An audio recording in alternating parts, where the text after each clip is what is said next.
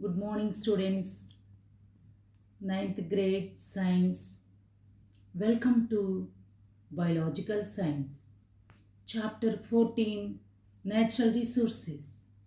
Part B. Students, let us recapitulate. What did you discuss in the previous class? Let us recapitulate. Earth as a biosphere, air as a natural resource, the role of air in control of climate, the causes of air pollution. What else we discussed, Nana? The causes of air pollution, water as a natural resource, the causes of water pollution, isn't it? Now, we shall learn about soil as a natural resource and causes of soil pollution, formation of soil. Yes, students, like air and water, soil is another important natural resource that supports life. You must have seen different types of soil, but do you know what it really is? Soil contains soil particles, humus, and living organisms. Humus determines the quality of soil. The topmost layer of the soil is called humus. Over millions of years, rocks on the earth crust have been broken down by physical, chemical, and biological processes to make soil. Sun, water, wind, and living organisms are the factors that help in the making of soil. Due to uneven contraction and expansion of rocks and cracks and break into smaller particles of soil, water locked in the cracks of rocks freezes and the rocks widen to eventually break into soil. So these living organisms, whatever you see on the screen, like lichens, grow on the surface of rocks and release some chemical students that powder rocks to the soil. So the flowing water in the rivers breaks the hard rock and forms soil particles. Is it clear, Nana? So the strong winds erode rocks and carry sand from one place to the another. So finally, the addition of substances that adversely affect soil fertility is called soil pollution. What is soil pollution, Nana? The adding of substances that adversely affect soil fertility is called soil pollution. Is it clear, students? Students, you might have observed soil pollution. How did we do it? Can you observe any time the soil pollution?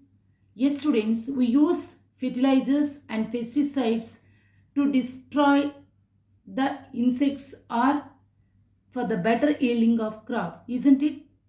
Soil structure by killing microorganisms and earthworms. So here, deforestation leads to the soil erosion. Fine. Particles of soil are also carried away by water and wind.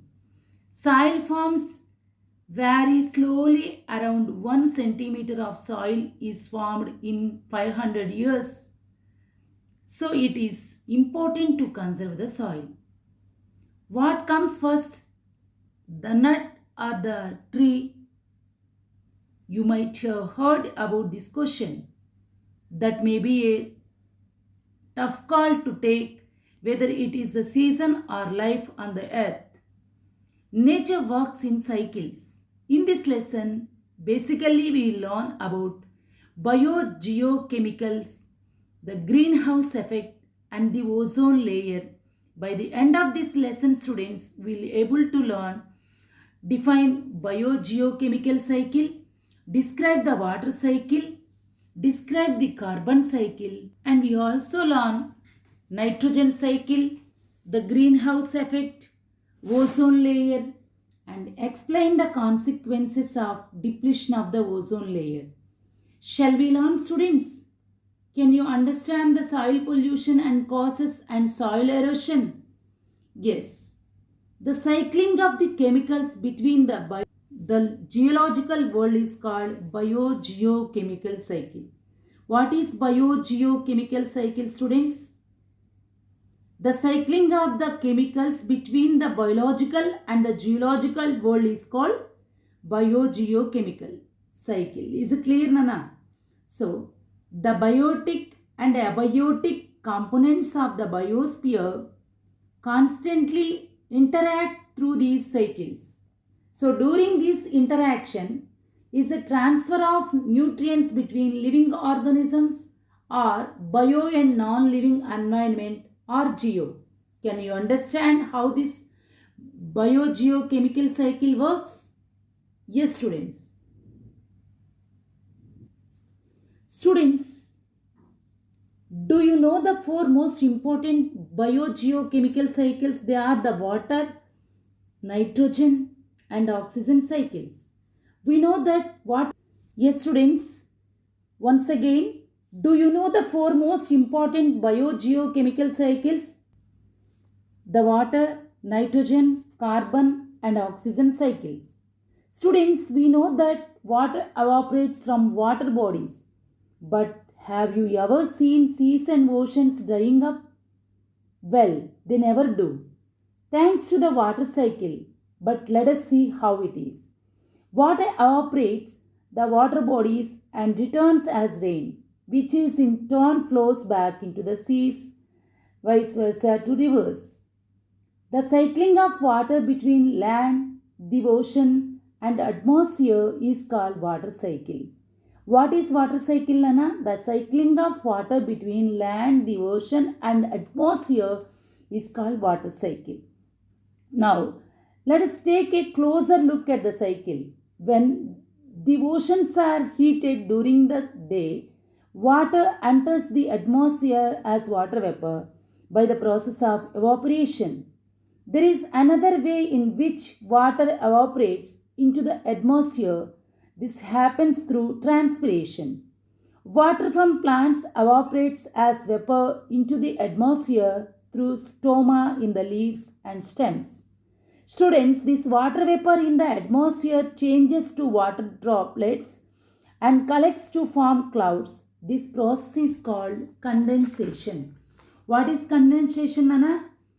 Water vapor in the atmosphere changes to water droplets and collects to form clouds. So this process is called condensation. Very important, Nana.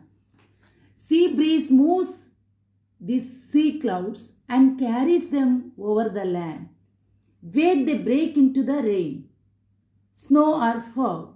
This is called precipitation. Is it clear, Nana? What is precipitation? Sea breeze moves these clouds and carries them over the land, where they break into rain, snow or fog. This is called precipitation. Do you know what happens to the rainwater now? Where does it go, students? Yeah, much of the rainwater flows into the water bodies and eventually runs off into the oceans. Some of it penetrates the earth's surface and is logged as groundwater. Is it clear, Nana?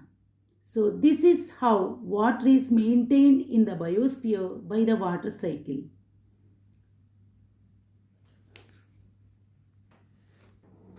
Is it okay, students?